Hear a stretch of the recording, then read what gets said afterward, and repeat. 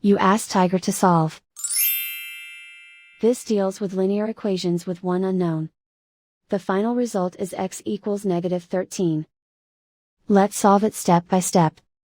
Group all x terms on the left side of the equation. Subtract 2x from both sides. Group like terms. Simplify the arithmetic. Group like terms. Simplify the arithmetic. Group all constants on the right side of the equation. Add 4 to both sides. Simplify the arithmetic.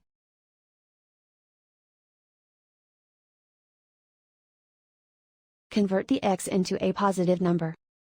Multiply both sides by -1.